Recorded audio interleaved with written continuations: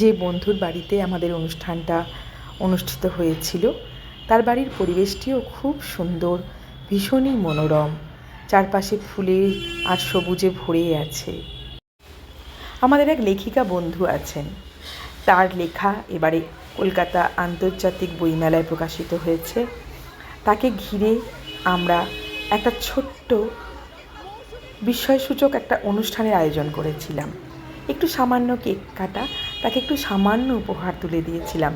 তাতেই তো সে একেবারে ভীষণ আনন্দে আপ্লুত হয়ে গেছে। চোখে তার বারবার আনন্দে জল চলে আসছে। বারবারই সে বোঝাতে চাইছে, আমার সামান্য কাজের জন্য তোরা আমাকে এরকমভাবে অবাক করে দিলি।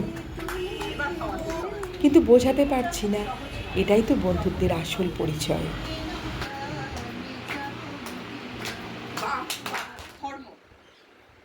ধর্ম আমার ধারণ করে, পশু হতে বারণ করে।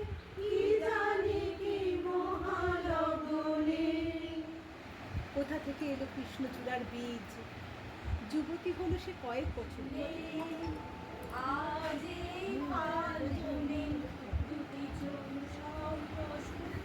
কেউ বলছে না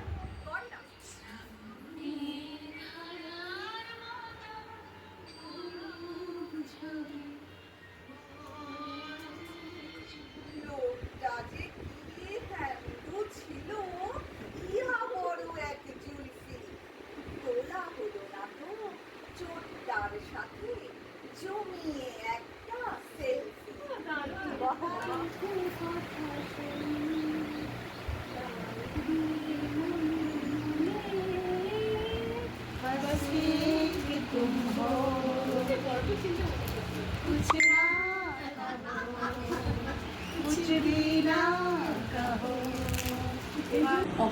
স্মৃতির পাতায় ঝাপসা চোখে খুঁজি তোদের আজও খোঁজ। কত না বলা কথা, কত অবুঝ হাসি হারিয়ে ফেলেছি মজার ভোজ। তোরা ছিলি আমার ভাঙা মনের শান্তির ছায়াতল, দুঃখের দিনের চোখের জল আর সুখের দিনের সম্বল। পথ হারানো নাবিক আমি, তোরাই তো ধ্রুবতারা। বন্ধু, তোদের ছাড়া এই জীবন হয় যে দিশাহারা। নিঃস্বার্থ এই বন্ধুত্বের নেই যে কোনো সীমানা। আমার সেরা বন্ধু তোরা, এটুকুই শুধু জানা। এভাবেই যেন আমরা বছরের পর বছর সংসার ভুলে আনন্দের স্রোতে এক মুহূর্তের জন্যে হলেও গা ভাসিয়ে দিতে পারি। বেঁচে থাকুক আমাদের বন্ধুত্ব, সকলের বন্ধুত্ব বেঁচে থাকুক। সকলে ভালো থাকিস।